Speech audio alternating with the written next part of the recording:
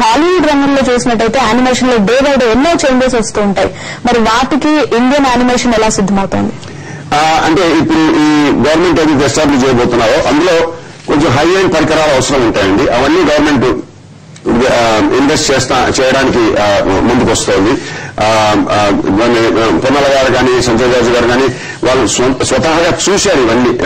వేరే దేశాలు తిరిగి వాళ్ళంతా నేను కూడా ఉన్నాను, నేను ఇవన్నీ చూపించాము, వాళ్ళు చూశారు. చూసి దీనికన్నా మోస్ట్ రీసెంట్ టెక్నాలజీ మన దగ్గర హైదరాబాద్ లో పెట్టాలా, మన Hyderabad should be the hub of animation and gaming అని వాళ్ళు అనుకుంటున్నారు. ఏబీసీజీఐ ప్రెసిడెంట్ గా నేను అనుకుంటున్నాను. ఏబీసీజీఐ ప్రతి వ్యక్తి మన హైదరాబాద్ లోనే మీకు తెలుసు తెలియదు, లైఫ్ ఆఫ్ పాయ్ అనే సినిమా 250 మంది మన హైదరాబాద్ లోనే ఆ సినిమాలో ఉన్న టైగర్ యానిమేటెడ్ టైగర్ అండి, అది లైవ్ టైగర్ కాదు, దాన్ని చేయగలిగినారు. మన దగ్గర టాలెంట్ ఉంది. మన తల్లిదండ్రులు మాత్రం కొంచెం ప్రోత్సహిస్తే ఇది కూడా ఒక కాలేజీ, ఇది ఒక డిగ్రీ, ఇది కూడా ఒక టాలెంట్ అని చెప్పని వాళ్ళు అనుకోని పిల్లలకు ప్రోత్సాహం చేస్తే డెఫినెట్ గా మన దగ్గర టాలెంట్ ఉంది. తరతరాల నుంచి ఉన్న టాలెంట్ ఇది. మనం 1000 సంవత్సరాలు చూస్తున్నాము.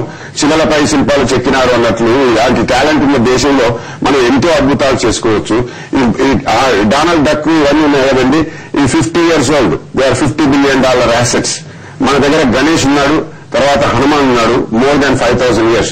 వారిని మనం యానిమేట్ చేసి చూపించలేకపోయాం, ఎందుకంటే మన పేరెంట్స్ ప్రోత్సహించలేదు. కానీ మీరు పురాణంలో వెళ్ళి చూడండి, దాంట్లో ఎన్నో కథలు ఉన్నాయి వీళ్ళ మీద. మనం ఎంతో గొప్ప ప్రోడక్ట్స్ తయారు చేయొచ్చు.